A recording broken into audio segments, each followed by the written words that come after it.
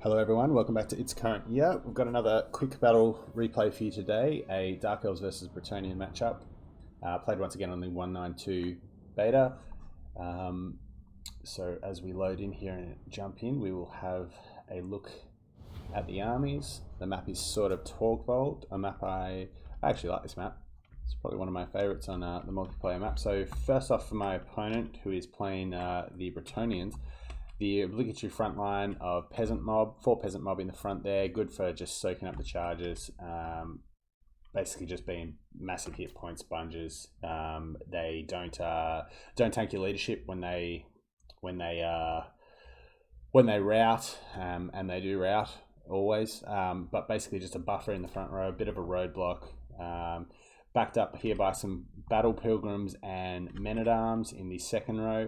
Battle Pilgrims, somewhat of an interesting choice. Don't see them very often, particularly against factions with sort of superior infantry. You tend to just want to go the cheap men-at-arm route and just basically throw bodies into the fight bit by bit to keep the enemy infantry engaged whilst you run around the backfield sort of with your more mobile threats. But something different here from my opponent. So Battle Pilgrims, they will trade fairly well with sort of bleak swords and dread spears and stuff like that. So we'll see how it turns out for them, but obviously as well some men-at-arms with shields here, both with a couple of chevrons pumped into them. In the back row here, we have the cavalry corps for the Bretonnians, some Knights of the Realm here, the Knights of the Lionhearted, which are the Knight of the Realm ROR, the Companions of Cornels, possibly the best anti-large cavalry unit in the game, as well as the Grail Knights with their physical resist and their good defensive stats, and the Defenders of the Fleur-de-Lis, the Knight Errant ROR, which I believe also has Frenzy. For his characters here, we've got Gotrek, the best or worst Slayer in the world, depending on who you ask, with his proc heal and a lot of missile resistant, physical resistance, just a frontline tank. Good for protecting the Fey Enchantress if enemy characters come to goon her, and obviously combined with her Mist of the Lady, her heals, they're a pretty good team. Sometimes you don't always see it, but I think it's a good idea if you're going to commit to this build to bring Felix as well. Just the local heal from Felix's natural abilities on both, as well as the Mist of the Lady, which the Fey Enchantress has taken here, along with the Regrowth and the Shield of Thorns. It just makes a really, really potent little goon squad here, that more often than not are going to be the last things to die in the Bretonnians, and they're really hard to take out sometimes in the late game. So over to my forces, we have the front row of Dread Spears and Bleak Swords, good shielded infantry, designed to just hold. They'll do pretty well against Men-at-Arms, obviously. Not really there to kill everything, but similar to the peasants, just a bit of a road blob, bit of a more expensive road blob, albeit. But the stars of the show here I've found in this matchup are the Blackguard. Bretonnia don't have a good counter to Blackguard. Foot Squires are really the only thing infantry-wise that can do anything to them, and they get beaten pretty convincingly, which you'd expect because Blackguard are pretty much twice the cost. So 2 units of Blackguard, as well as the Hellebrony here, handy for poison, and again, just great defensive stats, and being anti-large is pretty important against obviously the Bretonnians. I like to mix in some Witch Elves in this matchup. I find the Rampage is very handy for dealing with their cavalry threats, particularly with all the anti-large and armor piercing in this force. We also have the 3 Cold One Knights. So throwing a Rampage in and just making your opponent wary of where they can sort of take their charges. If you can screen them out from archers, which thankfully we're not up against any archers here, but you've got to make sure that they stay protected from archers and that kind of thing.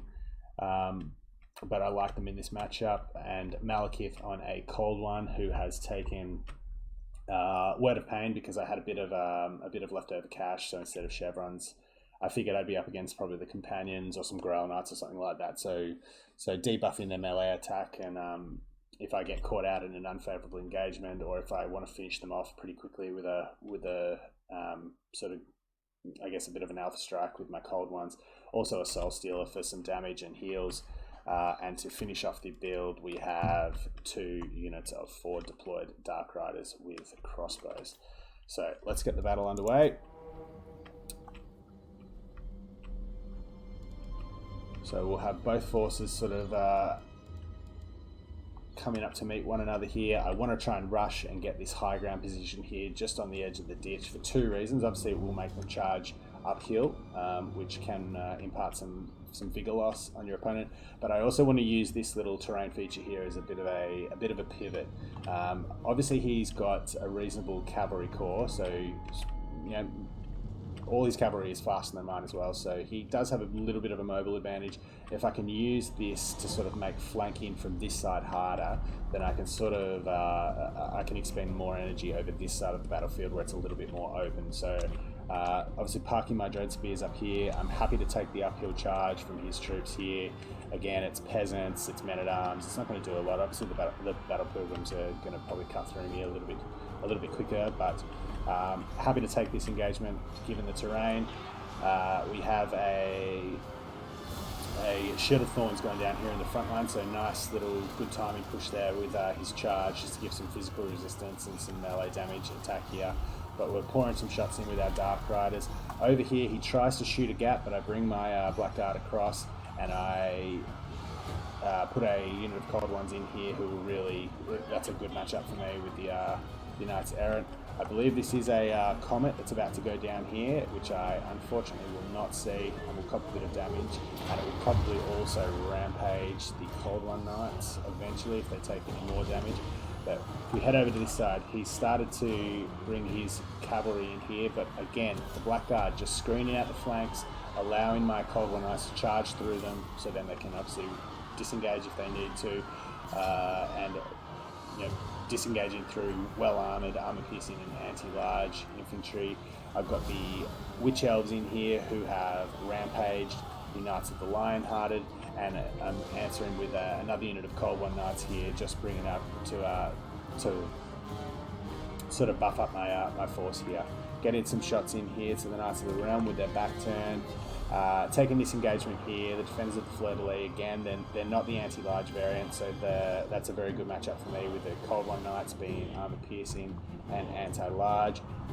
The front line for me is starting to buckle, as I mentioned. The battle pilgrims do trade well with bleak swords and dread spears, so they're through. So I need to pull these Dark Riders back, and I'm also being pursued by these Knights of the Realm here, who then go in for a bit of a fight here. I think he sees Malekith engaged here with the companions, and he wants to try and take Malekith out. He gets the group of Cold Ones here, but Malekith just recently got a Soul Stealer off over this side of the battlefield, so he's quite healthy, and his stats are obviously great. So he holds out and is a good damage dealer himself. The Knights of the Realm get pulled off here, so I will be retreating my Dark Riders here. Again, I retreat both, knowing that there's an attack order on this set of Dark Riders. So what I want to try and do is pull these guys up and around, and then get shots into the back here, where the Knights of the Realm won't get their missile block chance. If I can if I can take them offline, that's one less cavalry threat. There's a big sort of pit fight over here, which I get a good Soul Stealer on. And you see the Growl Knights here with obviously the magic damage nullifying their physical resistance, and with the 18 Cold One Knights here, the Blackguard and the Hellebrona. There's just not a lot of good matchups for him. Again, Malekith gets blocked up on the Companions of Cornell's, but will disengage because he sees obviously he has some anti-large here, he has his infantry which he can pull through, and I want to try and goon down the favour of the Fey Enchantress, because I know if I can get her, I'm probably getting towards army losses. There's a nice Chalice of Potions down here. That's probably, that's a really good use of that, given the Blackguard don't have a big threat in any of his force here. But there's a nice little pocket of infantry here. 53 Blackguard here, 49 Blackguard here. They're pretty tattered, but they do have a good amount of unit models, and there's just not a lot of good support for my opponent left. The Dark Riders are pretty much online and still have a little bit of ammunition, shooting into the back of the cavalry there, getting some good damage into these guys. Again, the Witch Elves just imparting some rampaging the companions onto Hellebrona and Blackguard, so they'll probably get ground down. They do have Shield of Thorns on, so that's a nice cast for my opponent, just to give them some missile resist, given he's lost control of them. But yeah, Blackguard are real killers of heavy cav. Again, Malekith is trying to make a beeline for the Fey Enchantress. I've won this little pocket over here, so just bringing my infantry all back together. He's in combat here, so the Mist of the Lady is going down, as you can see on my troops, just siphoning away some of their HP. But again, she's just getting stuck on anti-large troops, struggling to pull out, and I'm bringing up Malekith around here. She is faster. Nice little Gaze of Malice going down here. I think that was my last charge of Gaze of Malice. Basically going to shatter off those men-at-arms. I go for a Word of Pain here because I'm hoping I'm going to be able to get the charge and maybe put the last little bit of damage into her. She screens. She gets a screen from her Knights of the Realm, but Malekith is not going to care about that. He's just going to plow into them, break them off pretty convincingly. The companions, sorry, these are the Knights of the Lightheart. The companions were killed, but again, I just have my Dark Riders still sitting out here with some ammo, just taking pot shots in and anything that's remaining. Malekith is really healthy, and as you see there, the Fey Enchantress shatters with almost no HP left, and that will be army losses. Gotrek will fight on bravely here next to the tree, but yeah, I think he's already got one heal off this game, but yeah, there's just not enough. Too many bodies around him, too much for him to do, and that will be the game. So a good game here against Stoffpoper. Dark Elves, Bretonnia. It's an interesting matchup. This is a pretty good list, I think, for dealing with Bretonians, because there is a lot of anti-large and a lot of armor piercing.